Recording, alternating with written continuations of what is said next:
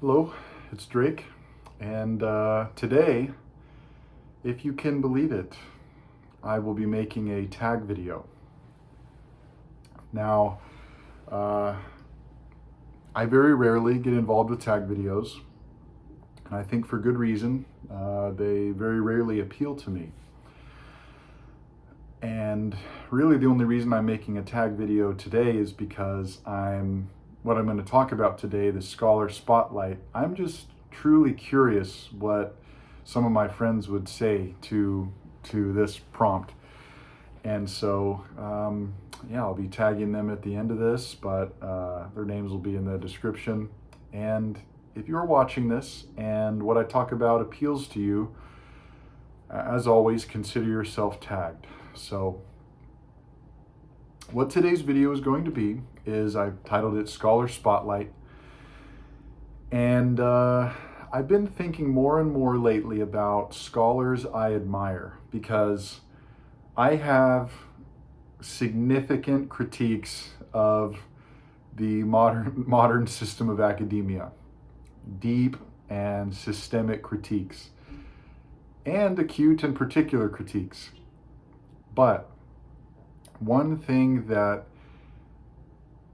is maybe the salvation of the whole system is the existence of certain world-class scholars that make it out of this system, while participating in it.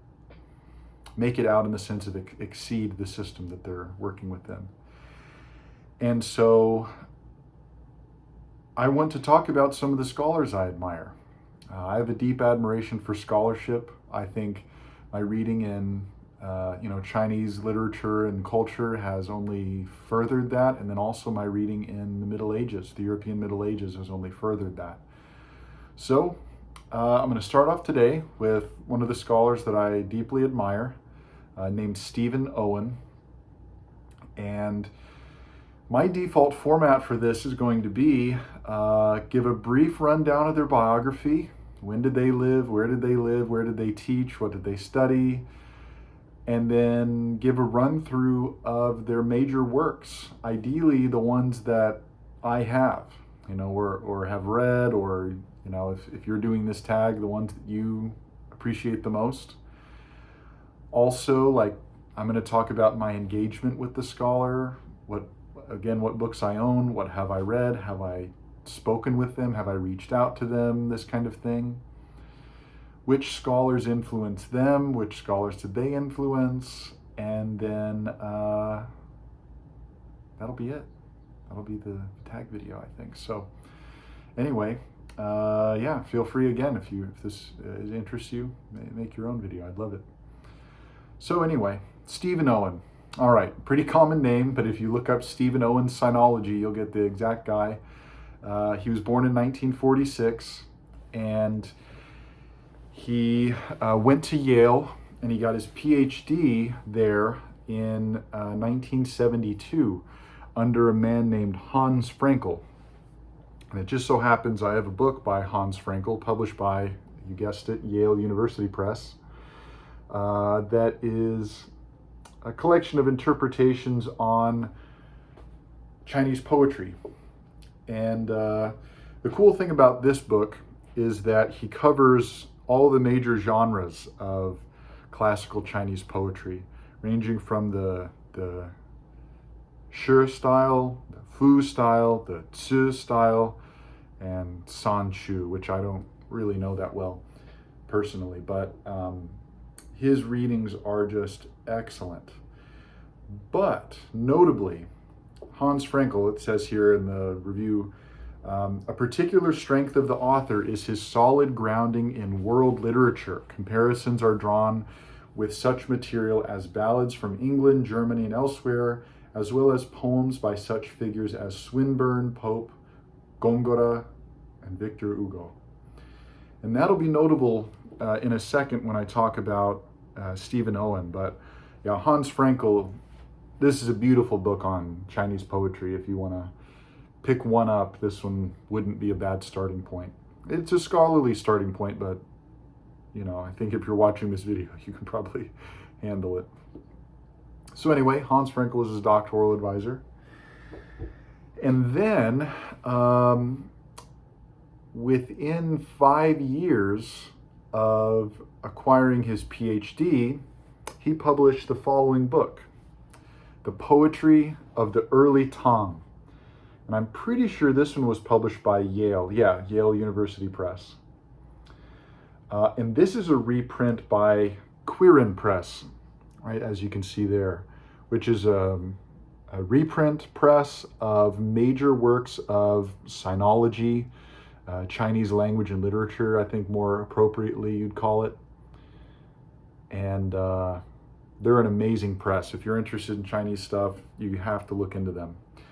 But anyway, 1977, Stephen Owen publishes this, and that sets the stage for the rest of his career.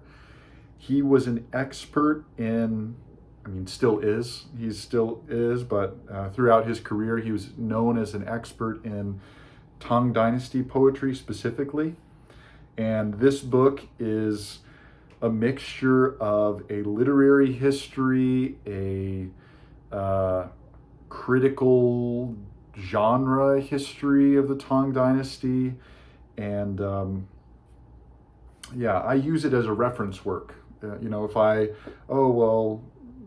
he have, he has all the poets, but I want to read more about Meng Haoran or something like that, and then I'll say, okay, well, where is it? And then I'll read the chapter about him. But as the early review stated, this is just an expansive work. So if you want to learn about early Tang Dynasty, but you probably would rather start, or at least, if you're just dipping into Chinese poetry, you've realized that people call the High Tang the greatest period of Chinese poetry. And Stephen Owen's next book was about that. The High Tang, the great age of Chinese poetry. And this volume talks about the major names, such as Meng Haoran, you can find that in here, Li Bai, Dufu, of course, and then Wei Ying Wu ends the volume. And this is truly like a world-class work of scholarship. Even if you're not interested in Chinese poetry, but you want to learn how to write about literary history, this is it. And this will provide a good opportunity for me to cover what I think is so remarkable about what Stephen Owen does. Now, I don't care if he's the first person or the best person or whatever to do this, but what I love about his way of reading is that he imagines himself as a contemporary of the author he is interpreting. So for Dufu, for example, he doesn't, you get really egregious examples of this where people will read classical Chinese poetry and judge it from a Victorian English speaking perspective and say, oh, this poem is really simplistic because it doesn't do this, this, and this. Because you expect this, and this from the from the perspective of someone born in Birmingham in 1820 and, this kind of ridiculous thing. And then on the other hand, you have the, new criticism where, you just look at the text. You just take the text. The history doesn't necessarily matter. What the author thought it said doesn't really matter. The conversation of genre doesn't matter necessarily. And I personally love how Stephen Owen interprets this work. It's such a beautiful way to read a work of literature, to imagine it's 1922 and Ulysses was just published. Now read the book, from that perspective. Or, Dufu from the early 800s AD, or, Virgil, you're imagining you're the Emperor Augustus having it read aloud to you, the Aeneid, that isn't that, can you imagine? And so I just love that way of reading literature. I think from an academic perspective, what precious and insightful way of reading. rather than getting obsessed with this and that. He's a critical reader. He's thoughtful, and that balances out what kind of naivety maybe this kind of way of reading would lean you towards. So he doesn't end up making mistakes in that way. So, The Great Age of Chinese Poetry, the Haitong, again by Quirin Press, highly recommended. It's a beautiful work of scholarship. And then so that was 1981. 30 years later, finally the final volume was published by the Harvard University Asia Center, the Late Tong. And this follows the same pattern. And just continues the exact way of writing. And he translates many poems in these too, so they almost serve as anthologies of the period, which is just amazing. All right, next, other major works in his career. So Stephen Owen is a remarkable translator of Chinese literature as well. Where you see that come up, notably, is in what I think is the best anthology of classical Chinese literature that was published in 2000 for the hardcover, and then the paperback was 2002. This was edited by John Minford and Joseph S.M. Lau, but Stephen Owen's translations are riddled throughout this, especially for the Tang period. And Stephen Owen also has by Norton, an anthology of Chinese literature from the beginning to 1911. I personally have not looked at that because I haven't. I have other anthologies that cover each time period, like, for example, I have this, and then I have an anthology for the Ming period, and then I have an anthology for the Qing Dynasty period, and then I have a modern Chinese anthology. So I don't need something kind of smaller that covers more ground. I have really in-depth things that cover the whole span. But Stephen Owen is an amazing translator. He doesn't get too obsessed with the literal nitpicky, this actually means this, footnote, that academia can kind of get obsessed with. He doesn't get stuck on that. He knows who his audience is, if he's writing to a popular audience or if he's writing to a strictly academic audience. And so this is one example of that. Amazing anthology. In addition, more than writing for anthologies, he has set the stage for periodization of Chinese literary history, but notably in connection with its place in world literature. And one of the reasons why I mentioned earlier on, sinologist, he's a sinologist, but more appropriately, he's a scholar of Chinese language and literature, is because sinology is kind of its own, like it had been cordoned off for a while. Like, if you wanted to study classical languages, you could study classical languages, or you could study Chinese. It was just kind of over there for no reason. Or if you wanted to study comparative literature, you could, or sinology, and it's just, it absolutely makes no sense to separate the amazing scope of Chinese literary history from everything else. It was a part of everything else as much as anything else was, that deeply involved in the Buddhist tradition, and then, sharing its language with, Vietnamese speakers and Korean speakers, and of course Japanese. So it's already a world language from the beginning. And, just treating it like that is justifiable. And if you remember the Hans Frankle quote, Stephen Owen, to help Kang Yi-sun Chang, worked on the Cambridge History of Chinese Literature. It's a really beautiful volume. I was able to find recently, thanks to my buddy Cyrus, my book dealer up in the Pacific Northwest. Well, I now have two book dealers up there, but friends that give me recommendations for books I've been looking for forever. And what I love about what Stephen Owen does in this, and the other editor, the chief editor who asked Stephen Owen to help, Kang Yi-sun Chang, is that they include a conversation of world literature with Chinese literature. And one of the ways that that stood out to me, that really struck me, that I can't believe I didn't think of until reading this book, was the fact that we use the term Chinese, the Chinese language, to span from 1000 BC to the present, right? From the earliest Zhou dynasty, the fall of the Shang dynasty, and then into the Zhou dynasty, which, roughly 1000 BC, all the way up to the present is the Chinese language. But for a similar language that has an unbroken tradition like Latin, Latin, maybe its earliest, we can find inscriptions that go back, 500 BC maybe, or something like that, the 12 tables of the laws and this kind of thing. But at a certain point, we quit counting French or Spanish or Italian as Latin. Then it becomes vulgar Latin. And then for imperial reasons or nationalistic reasons, we say, okay, now it's Spanish and it's Italian and it's French and it's Romanian and it's Portuguese and this kind of thing. But what we do with Chinese is we just say, oh, it's still Chinese. It's still just Chinese. There's an unbroken tradition from the beginning.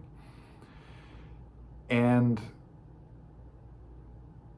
both have their merits, both have their drawbacks, but I think it's a beautiful thing to compare the two and to be able to fluidly say, okay, well, modern day Spanish is Latin still, and then, okay, well, maybe modern day Chinese is notably different from the Zhou dynasty, obviously. And so anyway, just that kind of fluidity and being able to compare classical Chinese to biblical Hebrew and Latin and Greek and Persian and, this kind of thing, I just think is amazing. And so highly recommended. And then of course, Stephen Owen writes the piece on the Tang Dynasty, the Hai Tang. All right, my last book I will mention for Stephen Owen is, I believe, the most recent book he published, which I didn't drag out the whole set, but it is a 6-volume set of the complete poetry of Dufu with this De Gruyter Library of Chinese Humanities. Oops. And Stephen Owen got $1 million grant to do whatever he wanted to do with. I think it was a Carnegie Mellon grant, something like that, Andrew Mellon grant, I can't remember, but he basically used that $1 million to translate Dufu for 9 years. And I think part of that money was used to fund this Library of Chinese Humanities. And that is notable because this full set, if you buy it straight new from the publisher, is $300 for the 6-volume set. Imagine this multiplied by 6, 9 pounds of poetry. But you can access the PDF of all 3,000 pages of the complete poetry of Dufu in a scholarly translation, bilingual, for free online. And I will link that in this description of this video. And that came up because in my world literature class, my IB literature class, one of the poets that I had my students read, or was an option for a poetry book club, was Dufu. And we read David Hinton's translation, published by New Directions. But whenever we had questions of the translation, I told my students they could look at this, the free public PDF. And so we did. We looked at different aspects of the translation. It was very insightful. My students basically got a,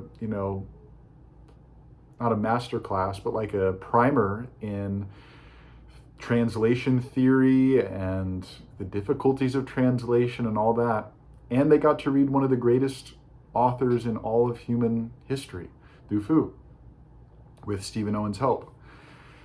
And so that was awesome. That was an amazing opportunity. And around that same time, I thought, you know what? Let me reach out to Stephen Owen, because I wanted to ask him. I had been building my own personal library of the history of Chinese poetry specifically, but Chinese literature in general. Poetry is such a vital part of Chinese literature. But I couldn't find anything really cohesive on the Han Dynasty. I couldn't. And I asked him for a recommendation. I just sent him an email and I just thanked him for his work. I thanked him for publishing all this. And then I asked him for Han Dynasty recommendation. And of course, he had one of the best books on it. It wasn't clear, Han Dynasty. It wasn't as obvious to me as maybe I guess I needed. But he has a work on early Chinese poetry, and which I don't have and haven't read yet, but certainly on the list. He was extremely kind. I think I emailed him, one day, and then by the next day he had emailed me this really thoughtful email. And yeah, he's a true lover of world literature as well. And it's just so thrilling to find a scholar who doesn't, who appreciates the beauty outside of their own field, so to say. So anyway, I guess that's it. That's my scholar spotlight of Stephen Owen. And so I would like to tag at this point Drunzo, also known as Cyrus. So, pick a scholar, any scholar that you admire, and share with us what you love about them. I'm also going to tag Walt, and I will also tag Sean from Travel Through Stories. Traveling Through Stories? I should have checked that. But anyway, Sean, I'd love to hear what you have to say too about scholars you admire. And I'm going to keep this a running series. I have a list with Stephen Owen already made, I have 6 other scholars that I would like to make spotlight videos on, just to share what I love about them and their works. So again, if I didn't tag you, but you liked this and you have someone else you can spotlight, do it. I'd love to watch the video. So anyway, let me know if you like this new series, if you're interested in more, and yeah, reach out to the scholar that you love that's still alive. Send them an email. You never know. Maybe they'll respond. So with that being said, death is a gang boss.